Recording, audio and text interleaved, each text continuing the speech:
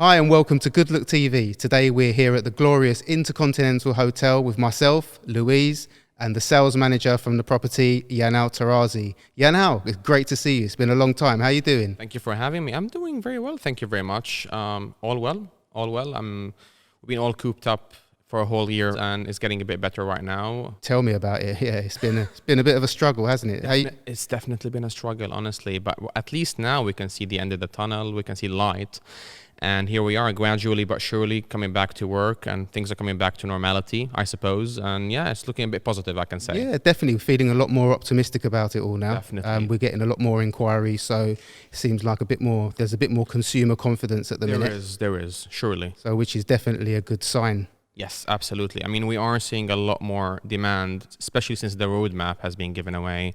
And hopefully that will continue and there should be no distractions or any changes in that roadmap. But so far, there seems to be some confidence, at least for Q4 for this year. So yeah, that definitely gives us a good sign. That's brilliant. I mean, you know how much I love this property and I've been really looking forward to this interview, as have many of our viewers, as we're going to have something special to give away for them, right? And did you agree on this? No, we didn't. No, of course. We can agree on it now. Of course we can. So tell us, where did it all start for you? As I ask all my guests, where did the journey begin for you? How did you end up here? I mean, as you know, I viewed this property a few years ago when we first met. And for me, I fell in love with it straight away. It really is a magnificent place.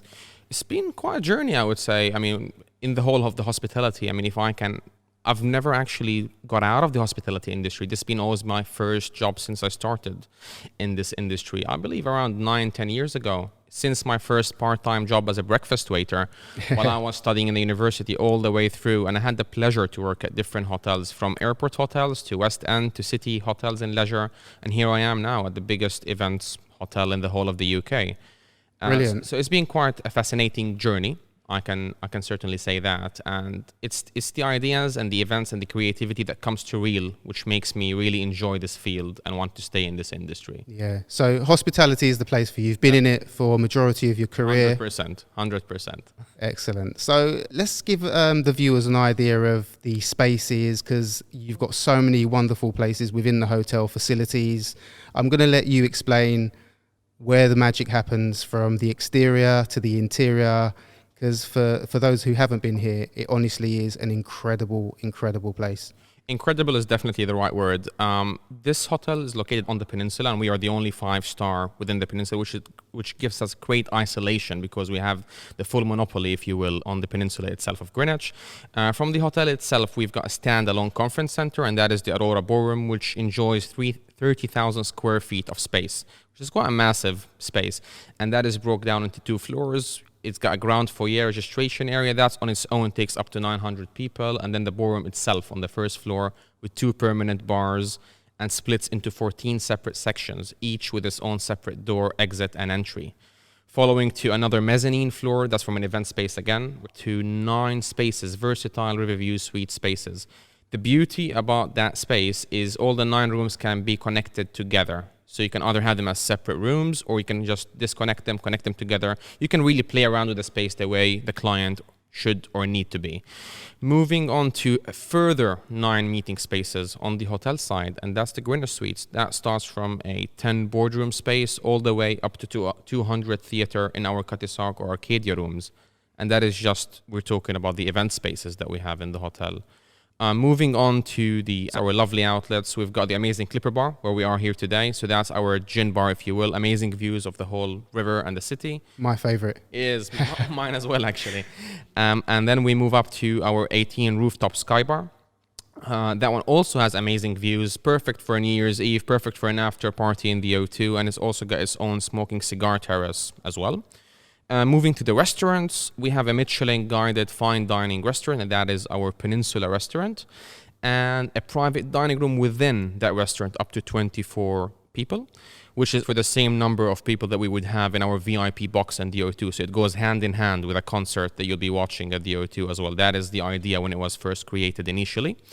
And then we have our amazing market brasserie, up to 200 people seated. Moving on to our final outlet, which is our Meridian Lounge, and that is perfect for our afternoon tea. Yeah, that's incredible.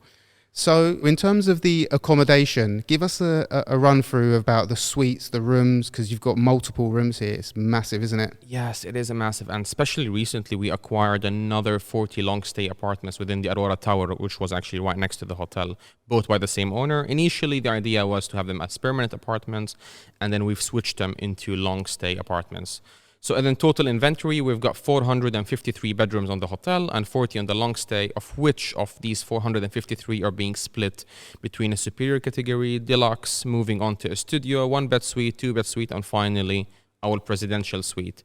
A final good point to also add on the bedrooms and staying with us is we have a direct pathway straight to the O2 from next to the reception. That's what I was going to ask. Which takes you as a VIP guest in a 2-minute walk. You're right inside to the O2, and you don't have to queue up from the main entrance or from the main way that normally clients tend to go from the app. And that's joined to the hotel, isn't it? It's completely seamless, so you can literally walk from the property straight into the accommodation. Absolutely. Which is fantastic. Right. Louise, I know you had an interesting question for Yanal. As it has got such a big capacity, obviously you've told me, but what kind of events do you usually hold here? Like what's your most memorable event that you've held here? I would always start with the Brits after party. I mean, we are the main event that hosts the Brits after party, which tends to always happen at the O2. That's one of the amazing events. I mean, the production level, the scale of production that goes into that is unbelievable. And how many people are usually at that? Like, that one receives up to 3,000, up to 4,000 people for the drinks reception and for all the entertainment that happens after the actual event. I mean, that's phenomenal because they come here for dinner and they go back to the event and they come back to us for drink reception. I mean, honestly, it's amazing. Wow. There are countless amounts of events, from exhibitions outside, marquee spaces, drink receptions, so many. I can count so many. There's some that I can mention, there's some that I cannot mention, but there's plenty. Yeah, that sounds great. Naturally. There's a lot. Obviously, it's been a difficult time for events and hospitality. How will such a large establishment like yourselves cope with, in and out of a stop-start sort of economy and the opening and closing of the hotel? Surely, from a logistical perspective, it must be so difficult liaising with staff, organising, contacting staff again, staff having left the country, come back in. It must have been a difficult period. No, I mean, certainly it has been the most difficult for our industry, the most difficult time for all of us. I think we've really went above and beyond in trying to cope with the current ordeal, if you will. We've been so flexible. The ideas that we came up with, the flexibility that we've adapted to. I mean, let's first start talking about the strategy. I mean, our strategy has always been MICE events. It's always been corporate MICE events. We've shifted completely from that strategy, looking at staycations, looking at local market, looking at domestic local market within the radius. We focused so much towards the food and beverage outlets as opposed to the actual event size events. We even went as far as changing our check-in and check-out times to have total flexibility. You can check in anytime you want. You can check out anytime you want.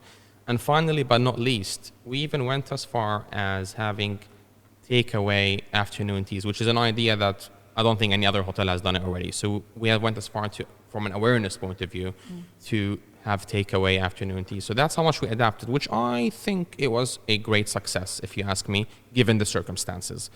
Last but not least, I think from a staff point of view, just to touch on that point that Lev asked as well, I think the staff or the team has been absolutely commendable.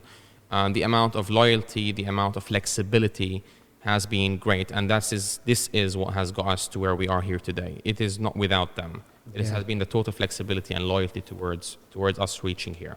We've kind of been forced into these implications and restrictions to some extent, so it's good to see that you've adapted really well to this. What do you envisage for the future of the hotel this year and moving into next year, 2022? Because although we have this roadmap at any given point with minimal notice, I think we've certainly adapted from our terms and conditions as well, trying to be a lot more flexible with the clients, especially given the current circumstances. Yeah. Not just us, as IHG as a brand as a whole has been a lot more flexible.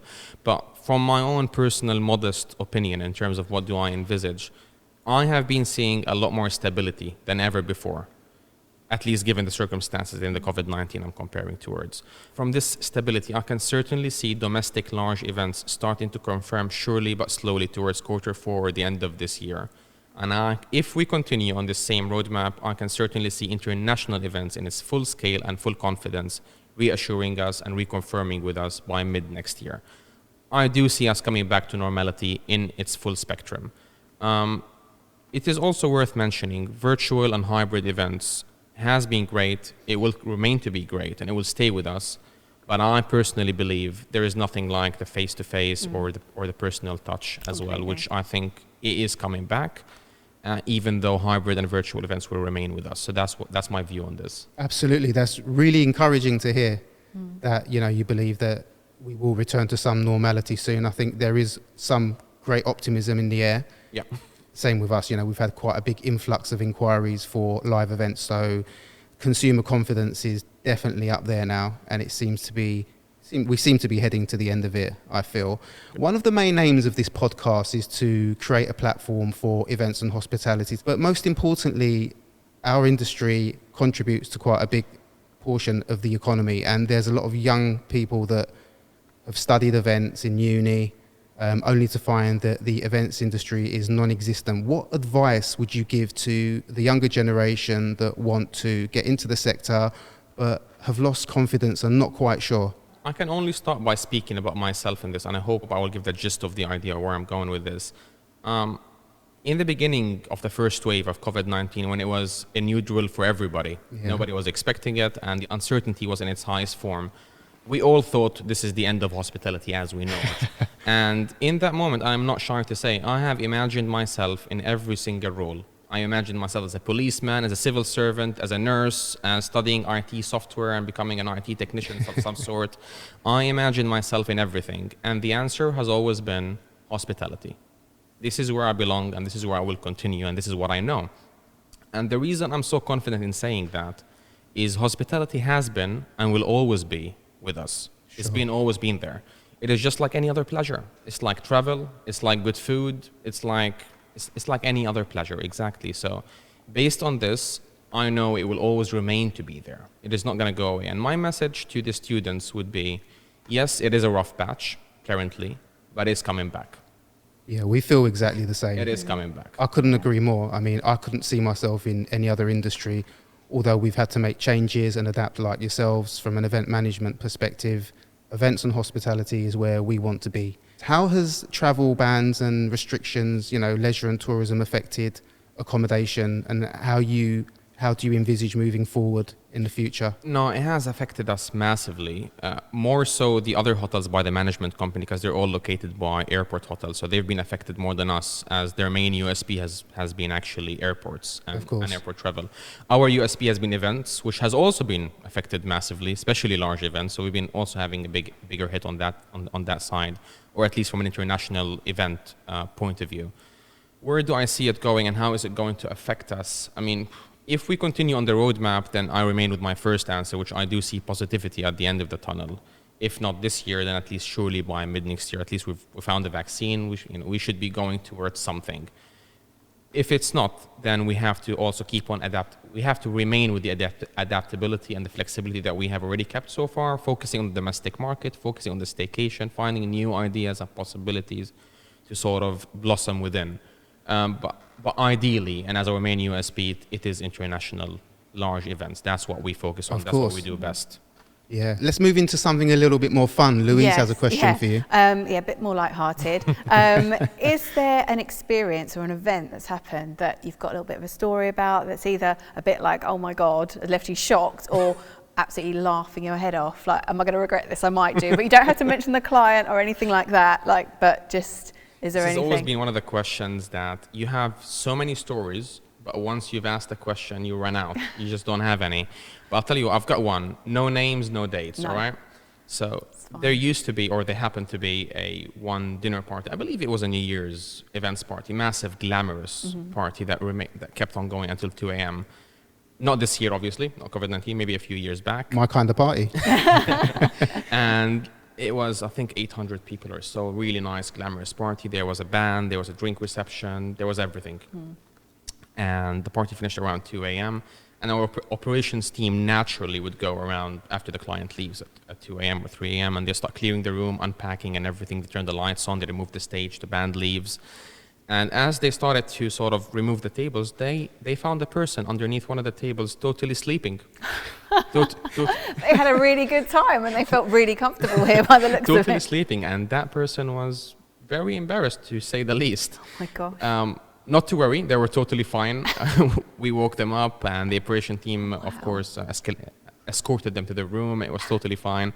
But it was a very fun. No one was expecting it. I mean, the band left, everybody left, the client has left, the tables were clear, the lights was on, and the person was sleeping underneath the table. Funny. That is good.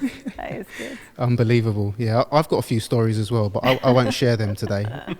Mine No. you probably can't share on camera. But I'm not just referring to hospitality. I speak on behalf of retail, leisure, the travel industry, hair and beauty, black taxis, for example, all of which contribute heavily to our sector. Absolutely. Without dragging you into a political view, do you think that hospitality were locked down for too long? I can confirm for sure is the hospitality, and especially the hotels and venues, have went above and beyond to cater for all COVID-19 restrictions and requirements to ensure our guest safety. That's what I can confirm 100%. Now, whether it's been fair or not, whether it's been long enough or not, that's not for me to say.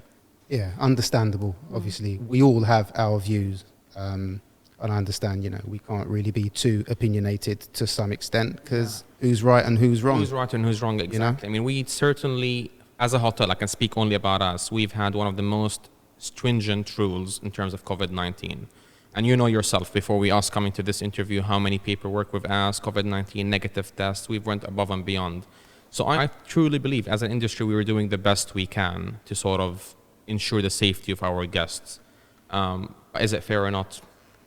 Is not my place to say. Yeah, I can vouch for that, because in October when we met last year, the hotel was quite, there were restrictions in place, but I can honestly say that I felt so safe and secure. And if anyone can manage the health and safety of guests, clients, colleagues, etc., it's people and professionals like ourselves that work within the events and hospitality industry. So from my view, I had a great stay here in October. Thank you. And it was great. Glad you enjoyed it. Yeah, just one more thing. I know it's been really unusual times and everything like that, but is there anything that you would actually keep when everything goes back to normal, or whatever we're going to call normal going forward? Is there anything that you're going to retain and use and never kind of drop? Is there anything you've learned that you will definitely move over to this period of time going forward? From a COVID-19 point of view, or? Well, yeah, just in general, is there anything that you kind of learnt that you want to kind of keep? Those teas that you've mentioned about kind of getting them kind of sent out and stuff like that. Is that something you're going to keep on offering? Yeah, yes. From a flexibility point of view, and all the things that we've adapted, I guess, all the things that we've adapted with within the ordeal, as I mentioned, the flexibility, the check-in and check-out. I think we will keep many of these attributes, especially in times where we can, of course. I mean, for example, the focus that we focused on the events that were allowed, such as elite sports or such as educational, I think we had an amazing pleasure. Well, I don't think, I'm sure. We had an amazing pleasure in hosting such events. And this widens our spectrum of the sort of events that we should be also focusing on. And from a flexibility point of view, the check-in and check-out, if we can, I think we should. It really gives the guests a lot more confidence to book, especially now in this competitive market, in this current, whether with COVID-19 or without it. I think the flexibility should be there if we can adhere to it, given the occupancy and the hotel's main requirements, and much more. And especially like you mentioned, the afternoon tea as well. I think that was a great idea. If we can enhance on that, improve on that, or do similar principles or concepts to that, if it really picks up more on the local market or the local apartments next to us, I think it's a good strategy to adopt, yes. Yeah, that's great. What do you enjoy about your role, and what are you looking forward to when you return to the hotel, apart from getting a haircut, of course? If there is one thing I did ask you, was to postpone the interview until the barber's open. Well, look, I mean, I developed quite a few skills through the lockdown and actually learned how to cut my own hair. It's just easy, you YouTube it. I'm only kidding. I live with a hairdresser and a barber, and they're in our bubble. So okay, that's fair enough. Lucky It's all good. Where do I see it, and why do I enjoy the most? I'll be really honest, and it's just going to be a simple answer. I enjoy meeting clients. I enjoy meeting clients like I met you guys today. Face to face. Face to face, attending drink receptions, exhibiting, speaking about the hotel, showing our spaces. This is why I enjoy the most. This is why I'm in the industry, to meet clients, to see happy clients coming here, whether it's for leisure, for travel, for business, for whatever the reason may be. I love meeting clients. I'm here to meet clients face to face. Yes, virtually sometimes, but mainly face to face. That's why I'm here. Amazing. Yeah. So when does the hotel open its doors? We will open officially on the 17th of May. 17th of May. And events will be at half capacity then? Depends. I mean, so far we don't have much demand for May because obviously it's still fresh right from the Of course. right from the opening time. But we're just going to have to follow the government guidelines, whatever they are. If it's half, it's half. If it's quarter, quarter. Whatever the guidelines are, we are following them. I'm definitely looking forward to the doors opening. I'm going to book Me a too. night stay here for myself. Hopefully Just the let me know. sauna, steam and all the facilities will be open. Hopefully. Brilliant. As I said, we're looking forward to everywhere reopening. We're looking forward to scheduling client viewings. As I said, we're getting quite a big influx now of inquiries for live events, conferences, even Christmas parties, summer parties. The good thing is you've got a really good outdoor facility at the front of the hotel. The parking's great as well. Accessibility, it really is a great location. Do you feel a lot of events will take place outdoors through summer? Not necessarily, I think. I think not. I mean, yes, scientifically, being outdoors should ideally sort of reduce the possibility of spreading the virus. Yes, but hopefully by the point where we reach in the roadmap, as per the government, of course, by June and onwards, the majority of the population should be vaccinated, and we should be in a good place, whether it's indoors or outdoors, because you can still easily spread the virus outdoors if you're bunching up next to each other, but being spaced out within an indoors venue. So for me, I don't see it either way. I think it's just a matter of the attitude and how we sort of comply with the social distancing, if any, or with the government guidelines, if any. Of course, the science. We can't forget about the science. Absolutely. So, yeah, now we're going to wrap it up. It's been an absolute pleasure having you on. Thank you so much Pleasure for is your mine. time. Yeah. And we'll look to have you on again in a few weeks' time or a few months' time. Hopefully. Brilliant. Perfect. Thanks again. Most welcome. Take Perfect. care. Thank you so much, both of you. Thanks. Bye.